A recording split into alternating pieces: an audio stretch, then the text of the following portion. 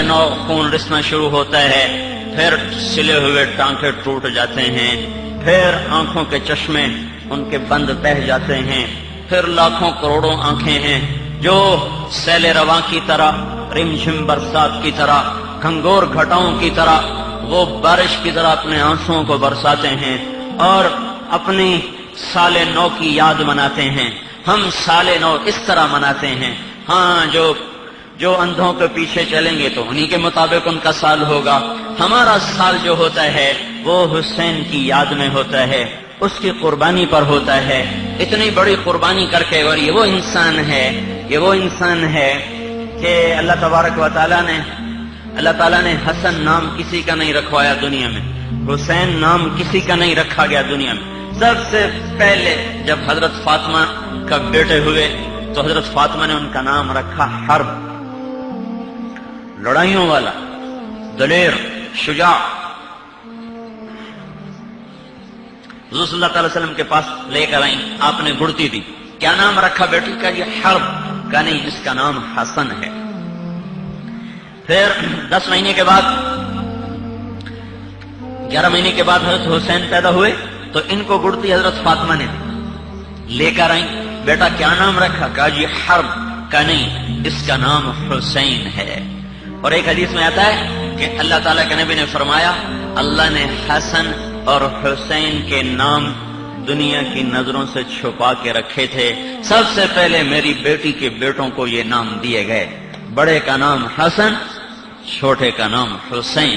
یہ نام بھی اللہ نے چھپا کے رکھے تھے، ان کو نام بھی وہ دیے گئے جو کسی کو نہیں دیے گئے، ان کو عزت بھی وہ دی گئی جو کسی کو نہیں دی گئی۔ آپ نے فرمایا یہ فرشتہ ابھی آیا ہے اور مجھے یہ خبر دے کر گیا ہے کہ میرا بیٹا حسن بھی جنت کا سردار، حسین بھی جنت کے نوجوانوں کا سردار، میری بیٹی فاطمہ جنت کی خواتین کی سردار ہے۔ یہ دنیا اور آخرت کے لحاظ سے اتنے بڑے انسان ہیں کہ ان کو اللہ تعالیٰ دنیا ہی میں پیدا ہوتے ہی جنت کی بشارت نہیں دے رہا بلکہ جنت کی سرداری کی بشارت دے رہا ہے، جنت کے نوجوانوں کی سرداری کا انہیں ہار پہنا رہا ہے، نبی کو ان کے لیے سواری بنا رہا ہے۔ دنیا میں کوئی شاہ سوار ایسا نہیں گزرا جیسے حسنین کا جوڑا گزرا کہ اللہ کے نبی ہاتھوں کے بل، پاؤں کے بل کمرے میں چکر کاٹ رہے جیسے جانور کے 4 پاؤں، تو آپ ہاتھ زمین پہ رکھے ہوئے، گھٹنے رکھے ہوئے، اور حسن بھی کمر پہ سوار، حسین بھی سوار، اور آپ کمرے میں ان کو لے کے سواری۔ یہ وہ جس سوار کی سواری ایسی ہو وہ سوار کیسا ہوگا؟ جن کی سواری محمد الرسول اللہ بنے، جن کی سواری حبیب اللہ بنے، جن کی سواری سید الانبیاء بنے، سید الکونین بنے، تاجدار مدینہ بنے، عرب و عجم کا شاہ سوار بنے، عرب و عجم کا سردار بنے، قاب قوسین کے مقام کا جو مالک ہو، والضحیٰ جس کے چہرے کا خطاب ہو، واللیل جس کی زلفوں کا خطاب ہو، وَلَسَوْفَ يُعْطِيكَ رَبُّكَ فَتَرْضَىٰ کے ذریعے سے جس کو مقام بخشا گیا ہو، سارے پردے ہٹا کر جس سے سامنے کھڑا کر کے اس سے خطاب کیا گیا ہو، اور السلام علیکہ ایھا النبی ورحمۃ اللہ وبرکاتہ، جس کو اعزاز ملا ہو کہ اللہ تعالیٰ نے دنیا سے اکھیڑ دی، آسمان نیچے کر دیے، اور 7 آسمان نیچے ہو گئے، جنت نیچے ہو گئی، سدرۃ المنتہا نیچے ہو گیا، عرش نیچے ہو گیا، اوپر 70,000 نور کے پردے بھی اٹھ گئے اور اللہ اپنے حبیب کے سامنے آ گیا۔ جس محبوب کی اتنی بلند پرواز ہو، اس کی کمر پر 2 شہزادے سوار ہیں، سواری کر رہے، ایک حسن ہے ایک حسین ہے، جن کی سواری ایسی، وہ سوار کیسے؟ حضرت عمر نے دیکھا ایک کندھے پہ حسن کو اٹھایا ہوا، ایک پہ حسین کو، کندھوں پہ اٹھایا ہوا، ہاتھوں میں نہیں، کمر پہ نہیں، کندھوں پہ اٹھائے ہوئے لے کے چل رہے، تو کہنے لگے نعم المطیۃ مطیکما، واہ واہ واہ واہ، کیا کہنے تمہاری سواری کے، کیا کہنے تمہاری سواری کے، کیا عالی شان ہے تمہاری سواری۔ اور کہیں آتا ہے نعم المرکوب مرکوبکما، اے تمہاری سواری بڑی عالی شان۔ تو آپ نے ارشاد فرمایا ونعم الراکبان، صرف سواری عالی شان نہیں، سوار بھی عالی شان ہے، سواری صرف عالی شان نہیں ہے، سوار بھی عالی شان ہے۔ یہ وہ شہزادے ہیں، یہ وہ شہزادے ہیں، اور ایسی حضور کی محبت تھی۔ آپ جمعہ کا خطبہ دے رہے تھے کہ واجب ہے خطبہ، واجب ہے سب کا سننا، واجب خطبہ دے رہے، دونوں بچے چلتے چلتے دروازے پر آ گئے، چھوٹے چھوٹے تھے، دونوں دروازے پر آ گئے۔ تو آپ نے یہ نہیں کہا پچھلے بیٹھے ہوئے لوگوں سے اب یہ میرے بچے اٹھانا لے کر میرے پاس آنا. آپ نے یہ نہیں کہا, آپ نے خطبہ چھوڑا, جمعے کا خطبہ چھوڑا, مجمع میں سے راستہ بنایا, سیدھے دروازے پر گئے, دونوں کو اٹھایا, حسن کو دائیں طرف بٹھایا, حسین کو بائیں طرف بٹھایا, اور فرمایا صدق اللہ, سچ کہا اللہ نے, سچ کہا, انما اموالکم و اولادکم فتنہ, تمہاری اولاد تمہارا مال تمہارے لیے امتحان ہے. میں نے دونوں بچوں کو دروازے پہ دیکھا, میں رہ نہیں سکا اور میں جا کے ان کو اٹھا کے لایا. یہ محبت اور شفقت تھی دونوں بچوں کے لیے اس اللہ کے محبوب کی. پھر حضرت اسامہ فرماتے ہیں میں رات کو ملنے کے لیے آیا تو آپ باہر نکلے, آپ نے چادر اوڑھی ہوئی, چادر کے اندر اٹھایا ہوا, دونوں ہاتھوں پر کسی کو اٹھایا ہوا. جب میری بات مکمل ہوئی میں نے پوچھا یا رسول اللہ یہ کون ہے؟ آپ نے کہا یہ حسن ہے, یہ حسین ہے, یہ میری بیٹی کے بیٹے ہیں, یہ میرے بھی بیٹے ہیں. اللہم انی احبہما, اے اللہ میں ان سے پیار کرتا ہوں. فاحبہما, یا اللہ تو بھی ان سے پیار کر. فاحبب من احبہما, اے میرے مولا جو ان دونوں سے پیار کرے ان سے بھی تو پیار فرما. پھر آپ نے فرمایا